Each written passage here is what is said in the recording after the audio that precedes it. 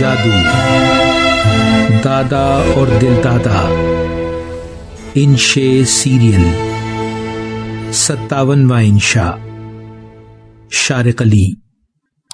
آئی phone پر دادا جی کو world radio net work کی من پسند نشریات سنوائیں تو بولے، بھائی ممدو، یہ انٹرنیٹ طلسم ہوشربا سے کم نہیں۔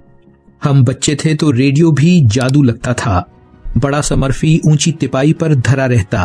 اماں نے بڑے چاؤ سے کروشیا کا غلاف سیا تھا پھولدار، والد صاحب مقررہ وقت پر کھولتے اور بند کرتے، ہم بچے دور بیٹھے سنتے۔ انکل بولے، 1895 میں ایک اطالوی مارکونی نے بغیر تار کے ٹیلی گرافک میسج بھیج کر ریڈیو انقلاب کا آغاز کیا تھا، لیکن آواز نشر کرنے کا سہرا فیسنڈن کے سر ہے۔ اس نے 1906 میں برنٹ راک اسٹیشن میساچوسٹس سے وائلن پر اے مقدس رات کی دھن بجائی اور بائبل سے ایک صفحہ پڑھا تو بندرگاہ پر کھڑے ایک بحری جہاز میں یہ تاریخ ساز نشریات سنی گئی۔ پھر ایک برطانوی کمپنی مارکونی کے نام سے قائم ہوئی تو ریڈیو مقبول عام ہوتا چلا گیا۔ آوازیں، الفاظ اور موسیقی آزاد فضاؤں سے گزر کر اور دیواریں چیر کر دنیا کے ہر کونے میں پھیل گئے۔ 1920 تک ریڈیو خبروں، ڈراموں اور دلچسپ پروگراموں کی صورت یورپ اور امریکہ کے عوام کی زندگی کا حصہ بن گیا۔ دادا جی بولے، لاہور اور پشاور کے اسٹیشن 1930 میں قائم ہوئے تھے۔ ہمارے بچپن میں ریڈیو صداکار سیلیبریٹیز شمار ہوتے تھے اور فینس کی بوریاں بھر ڈاک وصولتے۔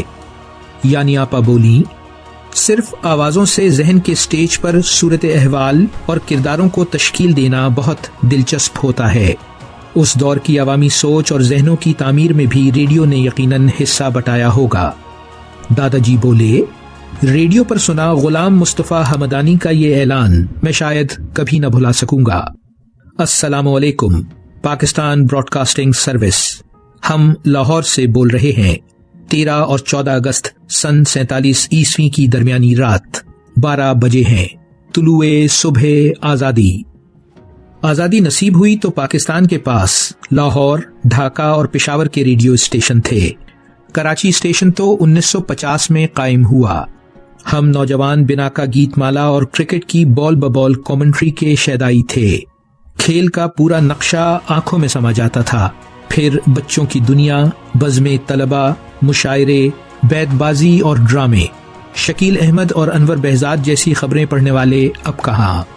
انکل نے کہا، 65 کی جنگ میں ملکہ ترنم نور جہاں 17 دن تک ریڈیو اسٹیشن پر رہیں اور فوج کے شانہ بشانہ لڑیں۔ کرفیو پاس تھامے لاہور کی گلیوں سے سازندوں کو جمع کرتیں اور ملی نغمے ریکارڈ کرواتی۔ ریڈیو اس دور میں ٹی وی اور فلم کے فنکاروں کی درسگاہ تھی۔ طلعت حسین، قاضی واجد، ضیاء محی الدین اور 39 سال چلنے والا اشفاق احمد کا تلقین شاہ کون بھول سکتا ہے بھلا۔ بھائی میری آئیڈیل تو شملہ میں پیدا ہونے والی 50 انچ لمبی منی باجی تھی، جو نونہال اور پھر بچوں کی دنیا سے 45 سال تک جڑی رہیں اور نگار ایوارڈ حاصل کیا۔ جاری ہے ویلیو ورسٹی، شارق علی۔